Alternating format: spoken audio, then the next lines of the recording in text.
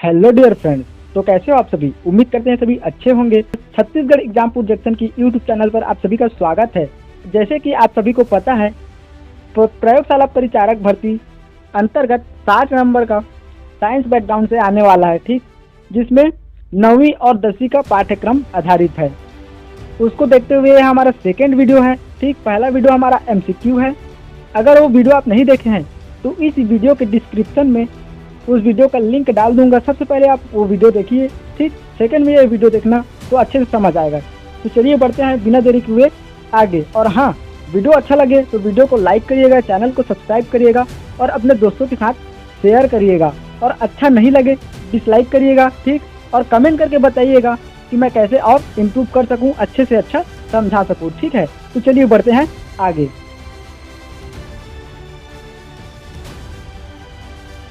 तो यहाँ पर देख पा रहे होंगे बल एवं गति, फोर्स एंड स्पीड, ठीक है। तो बल की परिभाषा जान लेते हैं हम, ठीक है, कि बल होता क्या है, ठीक। तो जैसे स्क्रीन पर देख पा रहे होंगे आप, बल बल वह बाह्य कारक है जो किसी वस्तु की अवस्था, स्थिति, आकार या आकृति में परिवर्तन करता है या परिवर्तन करने का प्रयास करता है। बल एक सदिश राशि है, ठीक। ध्यान रखना, बल एक सदिश राशि है जिसमें परिणाम एवं दिशा दोनों होते हैं। बल का मात्रक न्यूटन ए है, जिसे किलोग्राम मीटर प्रति सेकंड में भी प्रदर्शित किया जाता है, ठीक। ध्यान रखना यहाँ पर, ठीक है। जैसे कि और देख सकते हैं, अगर हम साधारण भाषा में कहें तो एक धक्का या खिंचाव बल है, या किसी वस्तु पर लगने वाले धक्के या खिंचाव को बल कहा जाता है, ठीक। जैसे कि आप सभी स्क्रीन पर देख पा रहे होंगे, ये एक टायर है, ठीक है ना, और एक इंसान है उसको उठा रहा है, अपने बल का प्रयोग कर रहा है, ठीक है। तो इससे क्या हो रहा है, एक आकृति या आवृत्ति को एक परिवर्तन कर रहा है, ठीक है ना। ये ऊपर की ओर उड़ रहा है ना, ठीक। इसका सूत्र देख लेते हैं, F=m×a, जहाँ F का अर्थ बल या फोर्स, m का अर्थ है द्रव्यमान मास, और a का अर्थ है त्वरण, ठीक, एक्सीलरेशन, ठीक है ना। तो चलिए देखते हैं आगे। बल के प्रकार, ठीक है। तो बल के प्रकार जान लेते हैं। तो बल के हम लोग बल के निम्न प्रकार हैं, ठीक है। तो सबसे पहले देखेंगे अपना क्या है, घर्षण बल, ठीक। घर्षण बल वह बल जो किसी वस्तु की गति दिशा में कार्य करता है। ध्यान से समझना, ठीक है ना। वह बल जो किसी वस्तु की गति की दिशा में कार्य करता है, ठीक है ना, वस्तु की गति की दिशा में, ठीक, कार्य करता है। यह दो सतहों के बीच काम करता है, ठीक, दो सतहों के बीच काम करता है, ठीक है ना। उदाहरण के तौर पर देखेंगे, सड़क पर दौड़ती हुई कार जो सड़क और टायर के बीच कार्य करता है, ठीक है ना। ये नीचे वाला पोर्शन सड़क मान लो, ठीक है ना, और ये अपना टायर है, ठीक। ये दोनों की घर्षण सतह है जो, वही क्या है, अपना घर्षण बल है, ठीक है। चलिए आगे देखते हैं। दूसरा है हमारा अभिकेंद्रीय बल, ठीक। अभिकेंद्रीय बल, जब कोई वस्तु वित्तीय पथ पर गति करता है तो उसके केंद्र से उस पर एक बल लगता है जो उसे प्रत्येक बिंदु पर केंद्र की ओर खींचता है। इस बल को अभिकेंद्रीय बल कहते हैं। जैसे कि आप यहाँ पर देख पा रहे होंगे, जब कोई वस्तु वित्तीय पथ पर, ठीक है ना, वित्तीय पथ पर गति करता है, ये एक राउंडिंग हो रहा है ना, ठीक है ना, वित्तीय राउंडिंग हो रहा है, उसके बल केंद्र से उस पर एक बल लगता है, ठीक। अब ये राउंडिंग हो रहा है तो ये आप देख सकते हो, इसमें तो बल लगेगा ही, ठीक है ना। तो प्रत्येक बिंदु, ठीक है ना, की ओर खींचता है। अब ये जैसे ये राउंडिंग हो रहा है, ठीक, और ये झूला में जो रस्सी लगा है उसे तो खींचेगा ही ना। अब ये बाहर थोड़ी नहीं जाएगा, इधर तो आएगा नहीं, ठीक है ना, ये अंदर की तरफ फिर रहेगा ना। तो वही क्या है, अभिकेंद्रीय बल है, ठीक है। चलिए आगे देखते हैं।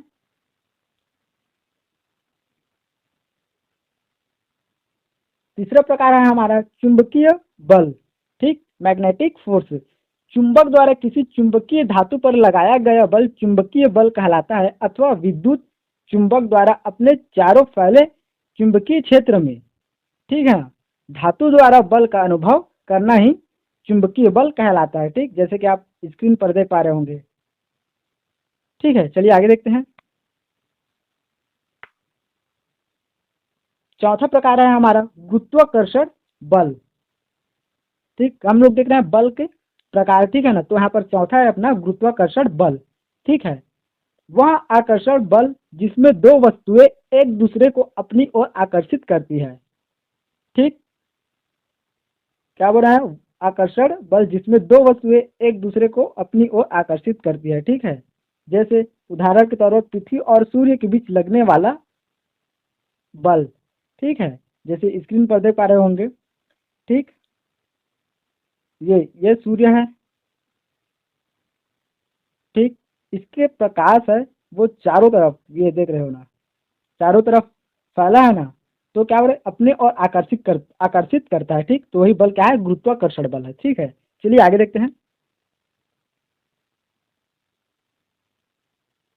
गति, जिसे स्पीड भी कहा जाता है। ठीक, तो जब कोई वस्तु दूसरे वस्तुओं की तुलना में समय के सापेक्ष में स्थान परिवर्तित करता है तो वस्तु के इस अवस्था को गति या मोशन कहा जाता है। यहाँ पर ध्यान रखने वाला बात यह है, कोई दूसरे वस्तु की तुलना में, ठीक है, समय के सापेक्ष स्थान परिवर्तन करता है। ठीक, तो उस अवस्था को गति या मोशन कहते हैं। अर्थात जब कोई वस्तु अपने तरफ की चारों ओर की वस्तु की अपेक्षा अपनी स्थिति बदलती है।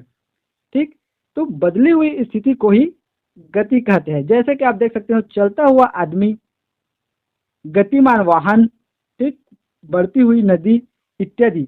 जैसे कि यहाँ पर आप देख पा रहे होंगे, ये कार है। ठीक है ना, ये कार है और ये रोड है। ठीक है ना, ये एक आदमी है।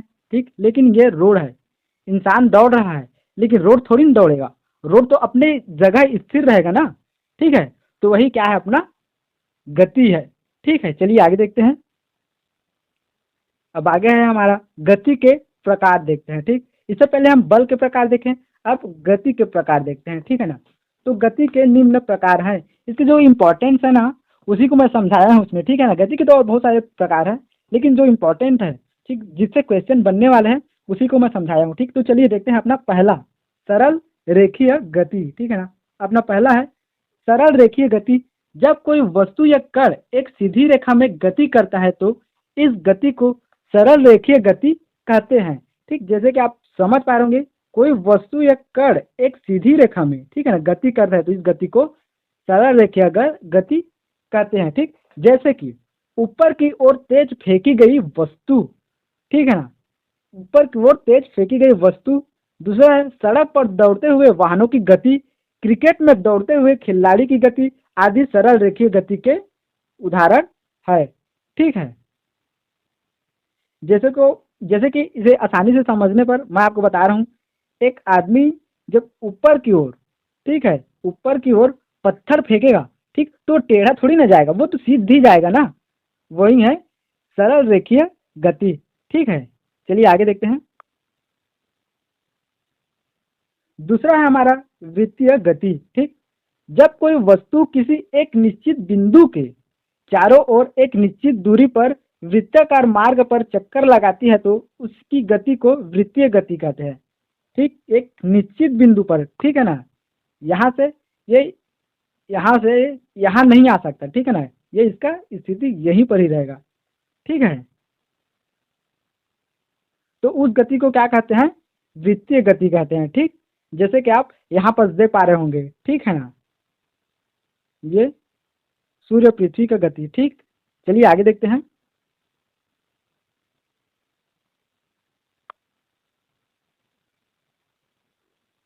तीसरा है हमारा घूर्णन गति। ठीक, जब कोई वस्तु अपने अक्ष पर या धुरी के चारों ओर घूमते हैं तो उसकी गति को घूर्णन गति कहते हैं।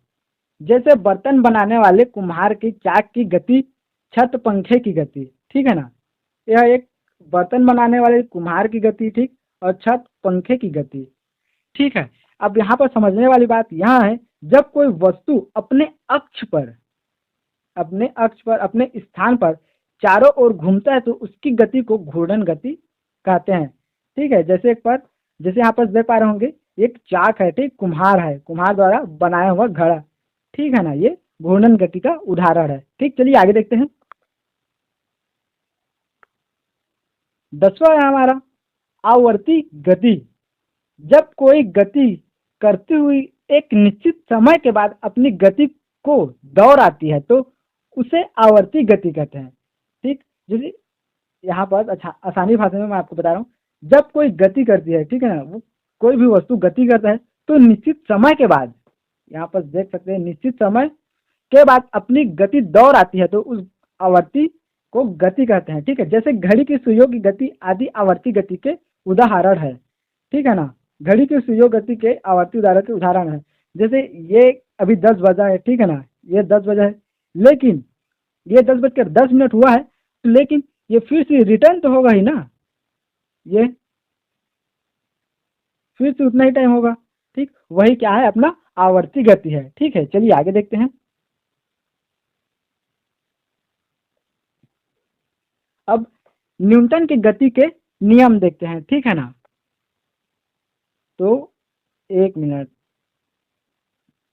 सर आइजैक न्यूटन ने 1687 में अपनी प्रिंसिए नामक बुक में, ठीक, कौन, तो सर आइजैक न्यूटन ने कितना 1687 में अपनी पुस्तक कौन सी, प्रिंसिपिया, प्रिंसिपिया नामक बुक में गति के नियम लॉ ऑफ मोशन का प्रतिपादन किया। किस बुक में, तो प्रिंसिपिया नामक बुक में, ठीक, गति के नियम लॉ ऑफ मोशन का प्रतिपादित किया। ठीक है, इसके नियम देखते हैं।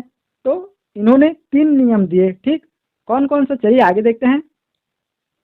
ठीक है, तो पहला नियम था इनका, फर्स्ट नियम जड़त्व का नियम, लॉ ऑफ इंट्रिया। ठीक है ना, तो यदि कोई वस्तु विराम अवस्था में या एक समान गति की अवस्था में रहता है तो तब जब कोई बाहरी बल उस पर न लगाया जाए, न्यूटन का प्रथम नियम यही कहता है। इसे आसान भाषा में समझने के लिए आपको बता रहा हूँ। इस नियम से बल फोर्स का परिभाषा मिलता है। ठीक है ना, इसमें भी बल या फोर्स का परिभाषा मिलता है। ठीक, जड़त्व किसी वस्तु का वह गुण है जिसके कारण कोई वस्तु अपनी अवस्था बनाए रखना चाहता है।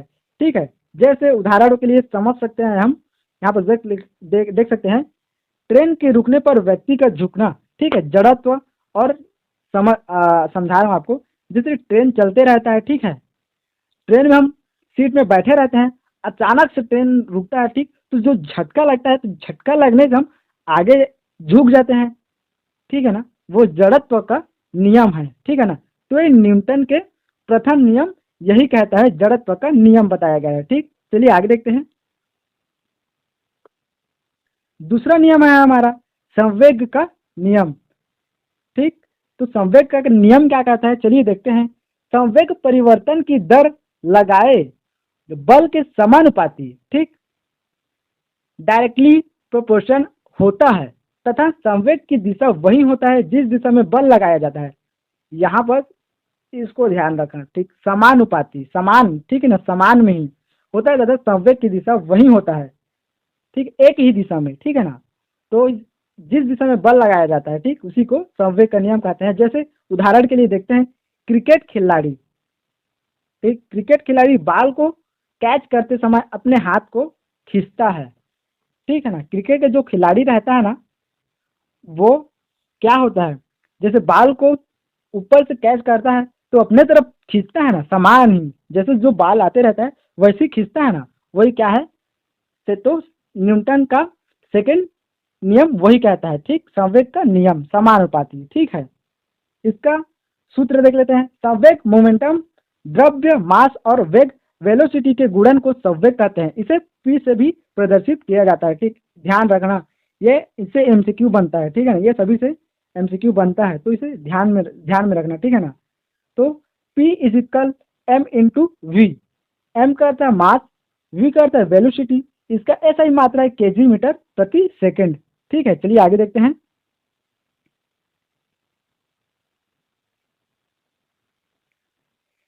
न्यूटन का आखिरी थर्ड नियम, ठीक है ना, क्रिया प्रतिक्रिया का नियम।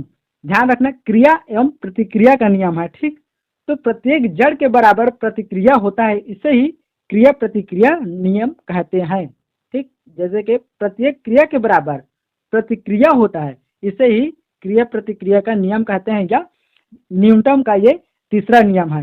ठीक, नियम से बिना एमसीक्यू बनने वाले हैं। ठीक है ना, आगे एमसीक्यू करेंगे तो देखेंगे। ठीक, जैसे बंदूक से गोली छोड़ते समय पीछे की ओर झटका। ठीक, जैसे बंदूक तो अब आप लोग तो चलाए नहीं होंगे, ठीक, मैं भी नहीं चलाया हूँ, ठीक है, लेकिन जो चलाए हैं उनको पता होगा।